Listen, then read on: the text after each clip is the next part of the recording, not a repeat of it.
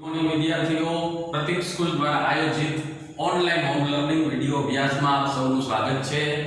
Okay, 11મા ધોરણમાં આંકડાશાસ્ત્ર વિષયની અંદર આપણે અત્યારે પ્રકરણ નંબર 9 ગુણોત્તર શ્રેણી ચલાવી રહ્યા છીએ.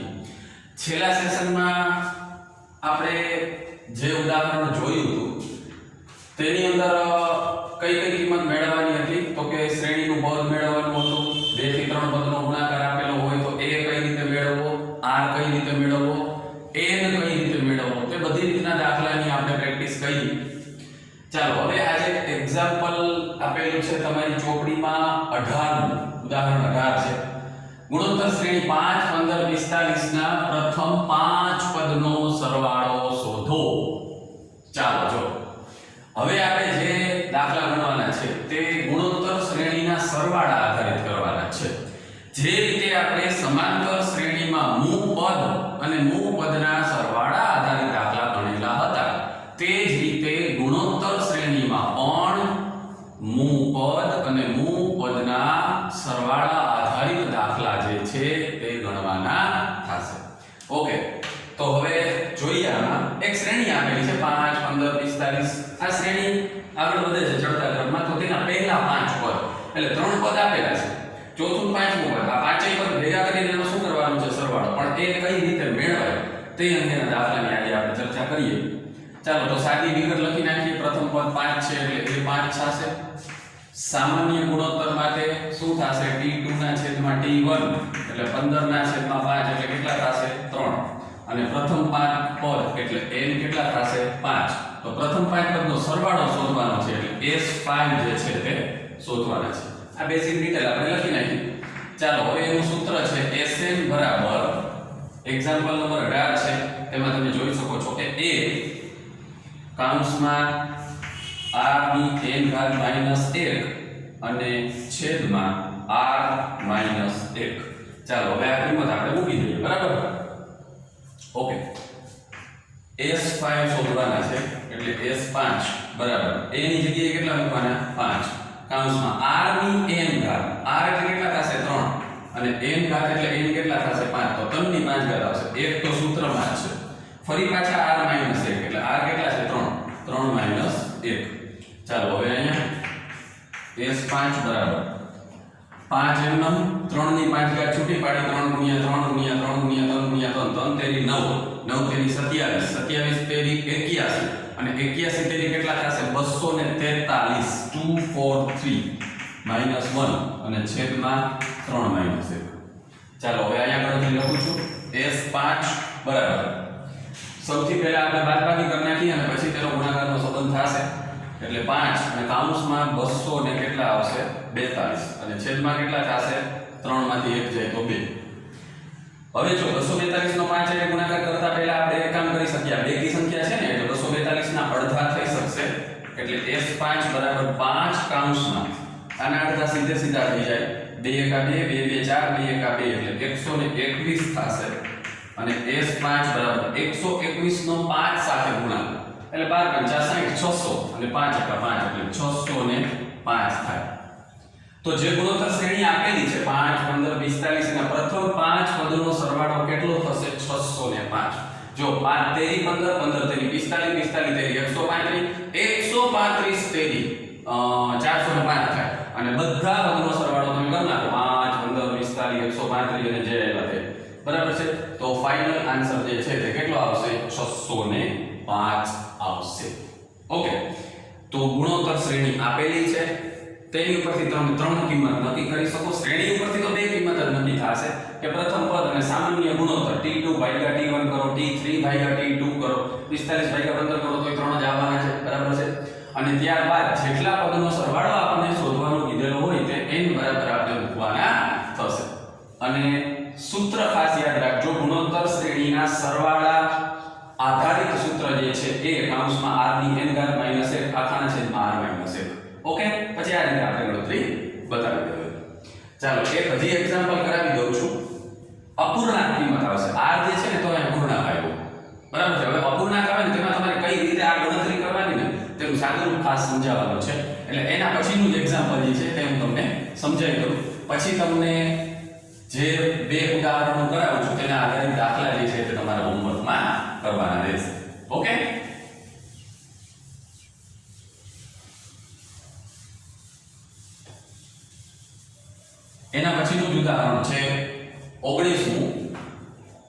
ઉદાહરણ 19 ની રકમ હું લખું છું અહીંયા.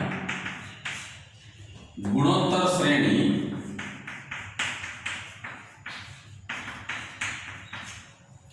8, 4, 2 ના પ્રથમ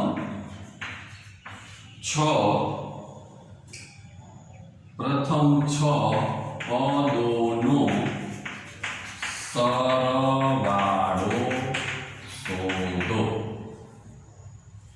ચાલો હવે આમાં કઈ રીતે ગણતરી કરવાની થશે? જો પ્રથમ પદ આપેલું છે સામાન્ય ગુણોત્તર પણ આપણે મેળવી શકીએ અને પ્રથમ 6 પદ એટલે n ની જગ્યાએ કેટલા મૂકવાના થશે? 6 મૂકવાના થશે. બરાબર? ચાલો હવે સાદુરૂપ આપી દઈએ. ઓકે, ચાલો ડિટેલ લખી નાખું છું. એ કેટલા થશે? 8. સામાન્ય ગુણોત્તર એટલે t2 ના છેદમાં t1 એટલે 4 ના છેદમાં 8 એટલે 1 ના છેદમાં 2. જો સામાન્ય ગુણોત્તર અપૂર્ણાંક આવ્યો. હમણાં 18 નું ઉદાહરણ ગયું એમાં સામાન્ય ગુણોત્તર કેવો હતો? પૂર્ણાંક સંખ્યા હતી. આમાં અપૂર્ણાંક છે. તે ગણતરી કઈ રીતે થાય તે જોશું આપણે. અને પ્રથમ 6 પદોનો સરવાળો એટલે n કેટલા થશે? 6.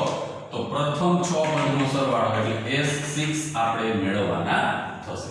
ઓકે, ચાલો s n શું આવશે? 12a કૌંસમાં r ની n ઘાત -1 અને છેદમાં r - 1 આ સૂત્ર છે. ચાલો તો a ની કિંમત જે છે તે કેટલી થશે? 8 કૌંસમાં r ની n ઘાત. r એટલે 1 ના છેદમાં 2. 1 ના છેદમાં 2 ની કેટલી ઘાત છે? n ઘાત. n ઘાત એટલે કેટલી ઘાત થશે? 6. એટલે અહીંયા હું મોટા કૌંસમાં બતાવી દઉં. 6 બરાબર. અને -1 તો સૂત્રમાં જ છે એટલે આ મોટો કૌંસ પૂરો અને છેદમાં r - 1 એટલે 1 ના છેદમાં 2 માંથી 1 બાદ થશે. એટલે આપણે લસા લેવા માટે છેદમાં 1 મૂકી દઈએ. ઓકે, હવે આનું સાદુરૂપ ખાસ સમજવાનું છે. 2 ચોક 8 ભૂલમાં ક્યાંય છેદ મેળવવાના નથી. બરાબર છે? કારણ કે હંમેશા પેલા ભાગ છૂટી પડે પછી અને પછી છેદ ના ઉડે કારણ કે વચ્ચે માઈનસ છે ને એટલે 2 પદ છે. બરાબર છે? એક પદ હોય તો ઉડે. ચાલો 8 હજી હવે આમ તો છૂટું પાડી નાખી. 1 તો ગમે એટલી વાર કરશું 1 જ આવશે અને 2 6 વખત કરવાના છે. તો 2 2 4 4 2 8 8 2 16 16 2 32 અને 32 2 64. 2 ની 6 ઘાત 64 થશે -1 છેદમાં 1. હવે આનો લસા હું બેયનો સાથે લઉં છું. 1 ના છેદમાં 2 માંથી 1 ના છેદમાં 1 12. ચાલો અહીંયા ગણતરી દર્શાવી દઉં. 8 ના 8 એમનો ભૂલે ચૂકે 64 છેદ ઉડાડવાના નથી. જો સિંગલ પદ હોત તો ઉડત. ચાલો 64 લસા આવશે. આનો અંશ અને છેદ બંનેમાં લસા લઈએ. ક્રોસ ગુણાકાર 1 - 1 અને 64 * 64. આ અંશનું સાદુરૂપ. હવે છેદના સાદુરૂપમાં લસા કેટલો આવશે? 2 અને ક્રોસ ગુણાકાર કરી તો 1 * 1 અને -2. ચાલો આને પણ બ્રેકેટમાં લઈ લઈએ.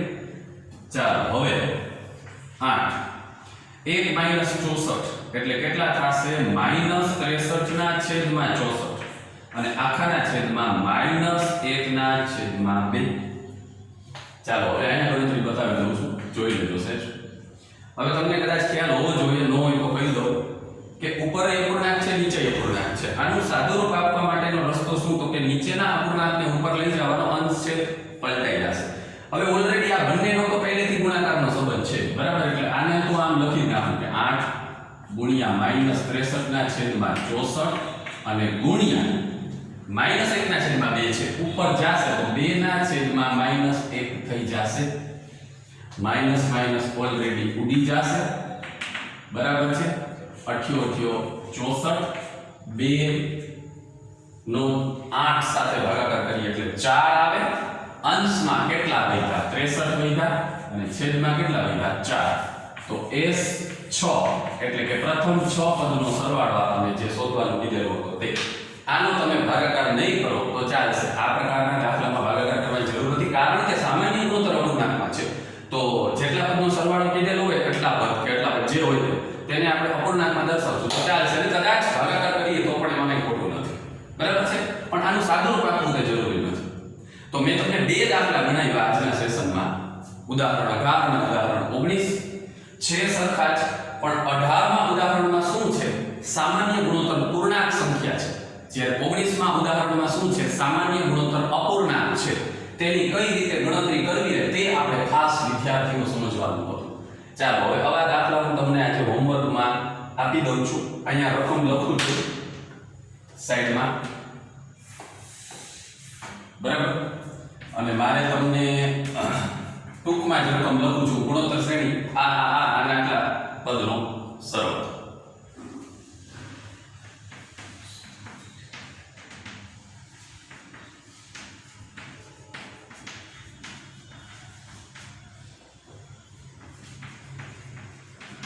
ચાલો, ગુણોત્તર શ્રેણી છે 5, 10, 20 ના પ્રથમ 7 પદનું. ઉદાહરણ 18 કરાયું હોય એવું પૂર્ણાંક સંખ્યા આવશે સામાન્ય ગુણોત્તર, બરાબર.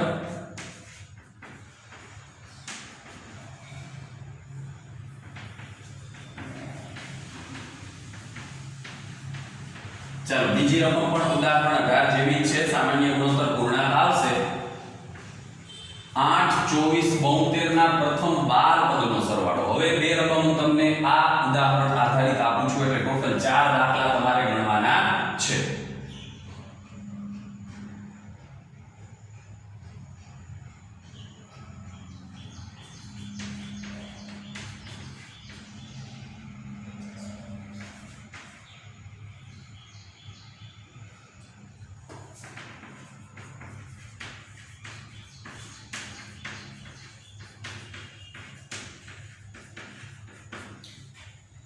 સો 50, 25 ગુણોત્તર શ્રેણી છે. તેના પ્રથમ 6 પદનો સરવાળો. સામાન્ય ગુણોત્તર 1/2 આવશે. આની જેવું સાદુરૂપ થશે.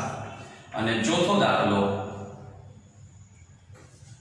24, 12, 6 આની જેવો જ છે. એમાં પણ સામાન્ય ગુણોત્તર 1/2 જ આવશે. અને આમાં તમે કરી નાખજો પ્રથમ 8 પદનો સરવાળો. ચાલો, તો ઉદાહરણ 19 સુધીની જે રીત આવે છે તે આજે આપણે કમ્પ્લીટ કરી છે. હવે પછીના નેક્સ્ટ ઉદાહરણ નેક્સ્ટ સેશનમાં આપણે જોશું. ગુણોત્તર શ્રેણીમાં સરવાળા આધારિત દાખલાની શરૂઆત છે, બરાબર છે. આમાં a આપેલો તો સામાન્ય ગુણોત્તર, હવે a નહીં આપેલો હોય ત્યારે કઈ રીતે ગણતરી કરવાની, સામાન્ય ગુણોત્તર ન આપેલો હોય ત્યારે કઈ રીતે ગણતરી કરવાની, તે બધું આપણે સ્ટેપ બાય સ્ટેપ સેશનમાં જોશું. તો આજના વિડિયોનો સારી રીતે અભ્યાસ કરી અને આ 4 દાખલા તમારે આજના હોમવર્કમાં કરવાના છે. 2 દાખલા ગણાવ્યા, સામાન્ય ગુણોત્તર પૂર્ણાંક અને અપૂર્ણાંક હતો તેના આધારે, અને બંને રીતના દાખલામાં 2 દાખલા મેં તમને હોમવર્કમાં આપેલા છે. ઓકે સ્ટુડન્ટ્સ, તો thank you, good bye. Next સેશનમાં આપણે મળશું.